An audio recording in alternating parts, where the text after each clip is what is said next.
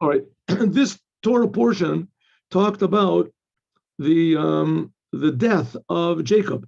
So the HafTorah, which is a portion usually from the prophets or from the writings, is told afterwards, is read afterwards in synagogue, right at the very end. And it usually is something to do on the same subject or the same topic as the Torah portion. So appropriately, this HafTorah portion is talking about when King David died. And King David didn't exactly give blessings. So let's go and see what it is. Okay, ready?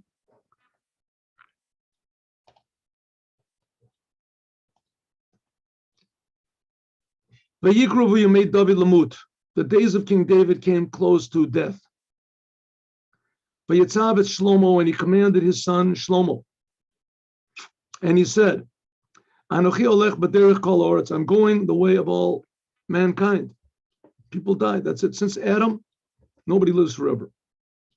V'chazakta ve'yita le'ish. Be strong and be assertive person. V'shamarta et mitmer Hashem. You should do the commandments of God. L'lechet b'dorachav, to walk in God's ways. L'shmor chukav, to do his statutes. Misposav, and his commandments. Mishpatav, and his laws. Ve'erotav, and his testimonies.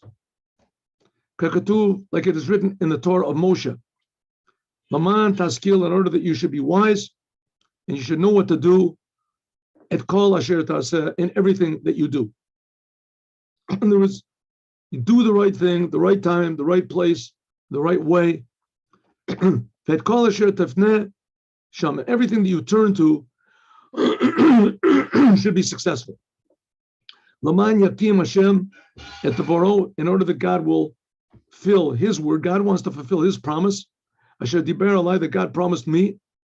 David is saying to his son Solomon, God promised me, im yishmu bonecha darkam, if your offspring will just keep the way of the Torah, to go in front of me in truth, b'kol levavam, with all their heart, or b'chol nafsham, with all their soul, lemor, then I will say, lo yikares lecha ish, none of your offspring will be cut off, me'al kisei Israel, from the throne of Israel. In other words, there'll always be someone from your tribe, from David, will be the leaders of Israel.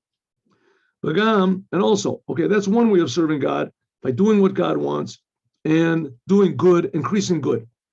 Also, now there's another way of serving God, and that's getting rid of the bad. King David is saying to King Solomon, now you're starting a new start, a new beginning. Now I want to tell you, I had a lot of ministers that were very good, but they really deserved to be killed.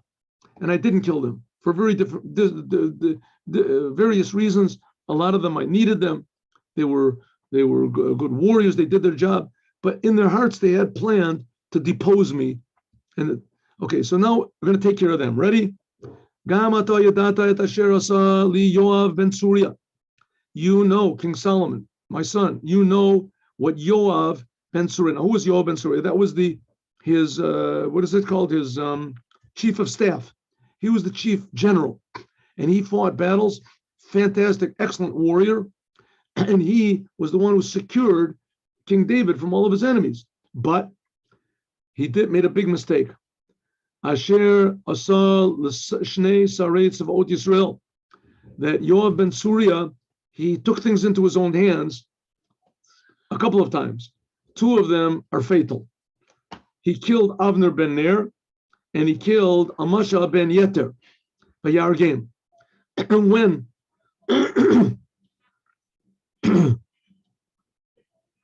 King Saul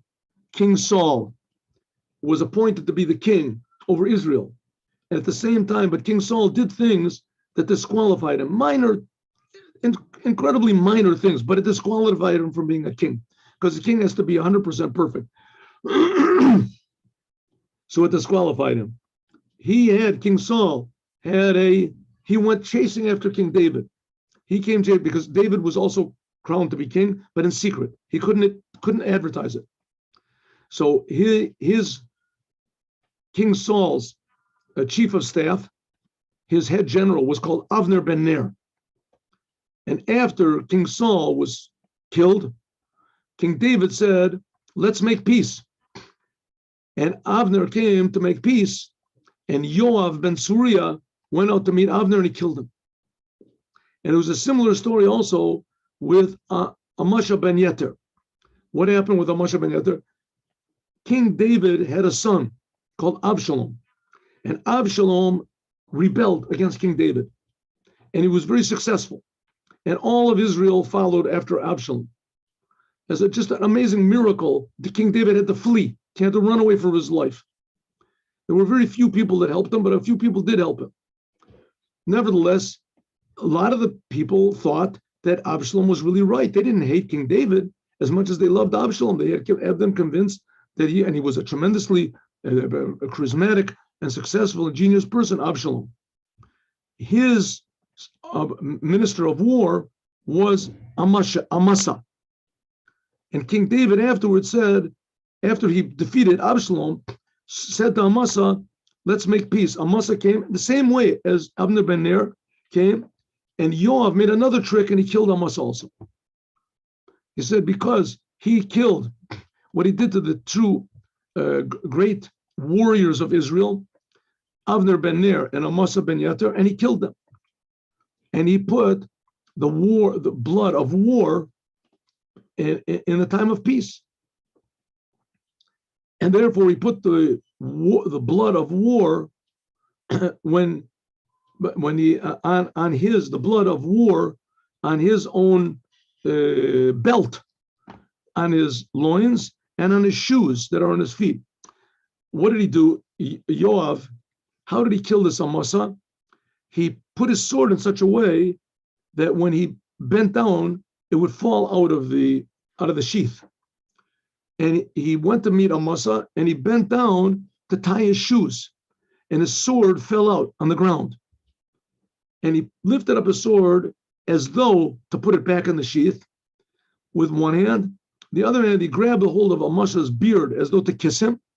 And instead of putting the sword back into its sheath, he stabbed Amasa and killed him. Asita b'chachmatcha, he said, so now King David is saying, do with your wisdom. V'lo toret sevoti b'shalom, don't let him die a peaceful death. Kill him. Then there is the children of Barzillai HaGiladi. Barzillai HaGiladi was a very old Jew that when King David was running away from Absalom and the whole country was with Absalom, he was with King David and he helped him. With the children of this Barzillai HaGiladi, do kindness, and you should allow them to eat at your table, because they befriended me when I was running away from Absalom, your brother.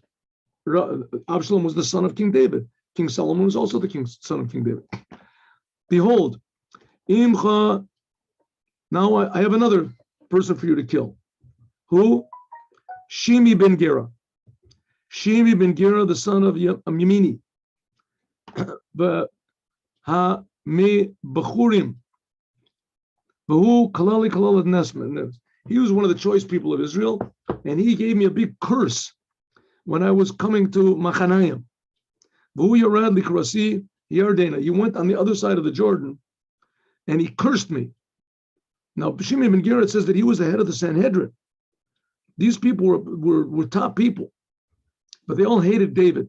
That's the book of Psalms. King David wrote about his enemies. His enemies were these high, right, Torah Jews.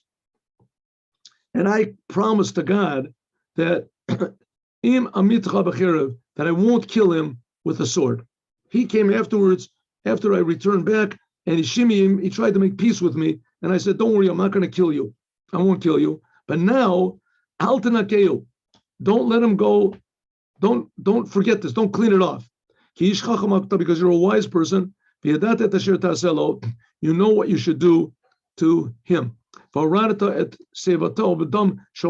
should make him die in a bloody death. And Yishka, David lied with his fathers, and he was buried in the Ir David. Here also it doesn't say by David that he died. It just says he died with his fathers and he was buried. And that's what we say in Kiddush Levana. We say, David Melech Yisrael Chai v'Kayam. David is still alive. the days that King David ruled over Israel were 40 years. In Hebron, he ruled 7 years, and Yerushalayim, he ruled for 33 years. Really, he ruled for 33 and a half years. It was really 40 and a half years, but the 1.5 year that he had to run away from Absalom, so that wasn't counted. V'shlomo Yashab, and King Solomon sat on the throne of King David, his brother, his father. V'taken malchuto ma'od, and King David's rulership was very, very firm and well established.